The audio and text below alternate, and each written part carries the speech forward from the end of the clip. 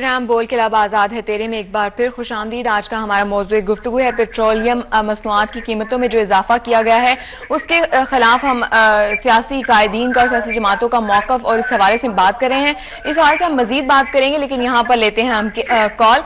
अस्सलाम वालेकुम जी, कौन साहब और कहाँ से बात कर रहे हैं? जी वालेकुम अस्सलाम, मैं शाहिदीन हाज से बात कर रहा हूँ। जी कहिए। अच्छा, मैं माशाल्लाह वाहिद आपका प्रोग्राम है जिसमें मैं कॉल करना भी पसंद करता हूँ और देखना भी शौक से पसंद करता हूँ। और माशाल्लाह ये वाहिद प्रोग्राम है जिसमें सिर्फ और सिर्फ अवाम को मौका दिया जाता है कि वो खुलकर अपने ख्यालात का इजहार करे। मैं आपके लिए भी और शायद साहब के दोनों के लिए दुआ दूं कि अल्लाह ताला आपको सेहत और अच्छी जिंदगी अता फरमाए और आप इसी तरह हमारे और गरीब अवाम के मसाइल को सुनते रहें।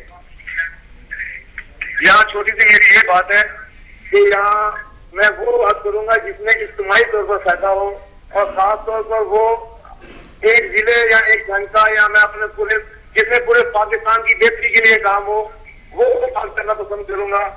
अब जैसे पूरे पंजाब में फाउंडेशन स्कूल्स बनाए गए हैं और इनमें माशाल्लाह MSc, BA, BA वगैरह टीचर्स रखे जाते हैं और उन स्कूलों के जो मालिकान हैं उनकी तालीम किसी की मैट्रिक है, कोई ऐसे है, जबकि वहाँ पढ़वाने वाले MA, BA, MA वगैरह टीचर्स होते हैं।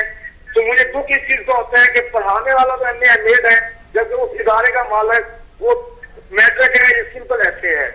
तो मेरी ये ख्वाहिश है कि आप पेट्रोलियम तो रोना रोना या दूसरी तंदूर की रोटी के बारे में रोना, ये कोई अच्छा वो शहबाज शरीफ का बहुत अच्छा काम है, गरीब को रोटी मिली है। तो मैं चाहता हूँ वो काम हो जिसमें इज्तिमाई फायदा हो। जैसे ये स्कूल है, इसमें लाखों रुपया उस स्कूल के मालिकान को दिया जाता है, तो ये काम करने के तो ऐसा काम किया जाए कि हमारे जैसे जो टीचर अब बेरोजगार है, मेरी उम्र 35 साल हो गई है, आने वाली पॉलिसियों में उन्होंने उम्र 45 से 35 साल कर दी है। मैं MA, MA2 मैं अब कहीं दरखास्त नहीं दे सकता। अब मैं क्या रेडी लगाऊं या मैं यहाँ हमारा ये चौक है उसके ऊपर चौराहे के ऊपर खड़े होकर मजदूरी करूँ? ये मैं नहीं कर सकता जबकि मालिक स्कूल का मैट्रिक पास है और जनाब वो फाउंडेशन के लाखों रुपया कमा रहा है। खुदारा इस मुल्क में रहम करें, इस मुल्क से रोजगार हर एक को मिल जाएगा, बेरोजगारी खत्म हो जाएगी।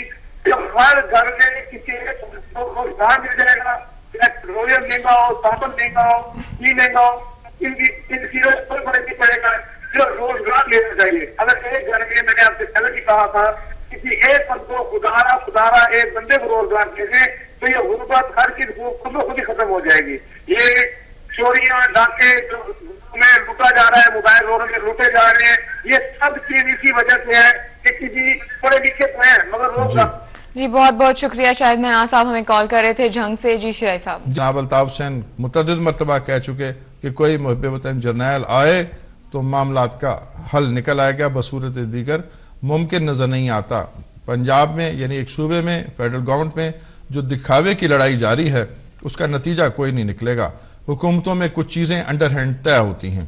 एक दोस्त जो वज़ीर आज़म हाउस में तशरीफ़ फरमा है उन्होंने ऑफ द रिकॉर्ड कहा था, इसलिए मैं उनका नाम नहीं ले रहा। उन्होंने कहा जनाब इस मतलब पेट्रोल की प्राइस जो बढ़ाई जाएगी वो फैसला वापस नहीं होगा, इसलिए कि मीडिया के हाथ में रेमंड डेविस का मामला आया हुआ है और इसी तरह एक और अमेरिकन जो है वो भी गिरफ्तार हो गया जिसका वीज़ा एक्सपायर्ड था, जिसकी आइडेंटिटी जो है मशकूक है। ख्याल यह कि वो भी अंडर कवर कुछ मुश्तबा सरगर्मियाँ हैं उसमें वो मुलव्विस पाया जाता है।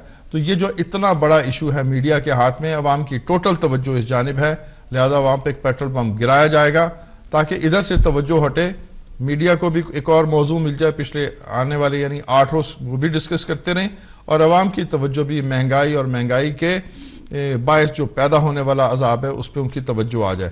तो हुकूमत इसमें किसी हद तक तो कामयाब रही है, लेकिन मैं समझता हूँ कि तमाम कामयाबियाँ आर्जी हैं।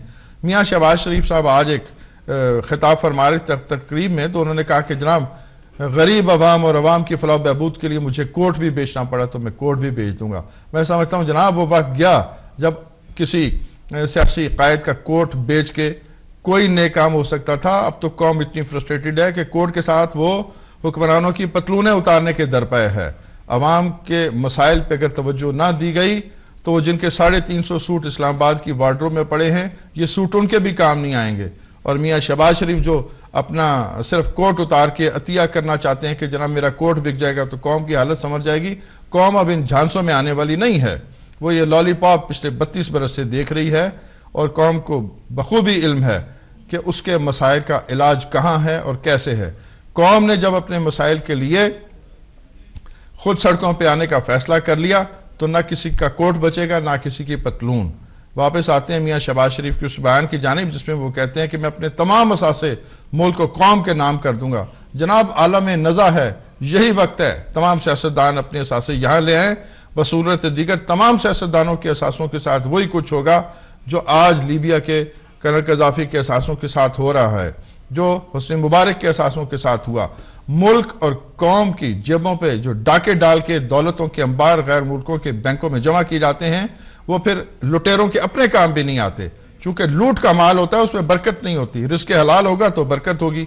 तो जिसने कौम पे डाके डाले, जिसने अवाम की जेबों पे डाके डाले, वो चाहे स्विट्जरलैंड के बैंकों में अपनी दौलत जमा करा दे या वो अमेरिका और यूरोप के बैंकों में चला जाए या उनको पार्टनर बना के कारोबार शुरू कर दे, बिल आखिर जब अवामी नफरत की लहर उठती है तो ना सिर्फ असासे जब्त हो जाते हैं बल्कि उस मुल्क के अंदर बसने का कोई जवाब नहीं रहता। नाज़रीन, आज के प्रोग्राम में जिस हवाले से हमने बात की वो थी पेट्रोलियम मसनूआत की कीमतें जो एक अजाब की तरह आवाम के ऊपर मुसल्लत कर दी गई हैं। अब हुक्मरानों का देखना यह है कि जो उन्हें टाइम दिया गया था अपने किरदार को साबित करने के लिए वो उसे साबित करती हैं या नहीं करती हैं। ये उनके लिए टेस्ट टाइम है। आवाम की जरूरियात पर अगर अभी भी नजर सानी ना की गई तो हमें नताइज बहुत खतरनाक नजर आ रहे हैं। नाज़रीन, इसी के साथ प्रोग्राम बोल के लब आजाद है तेरे का वक्त खत्म हुआ चाहता है। इजाजत दीजिए। अल्लाह निगहबान।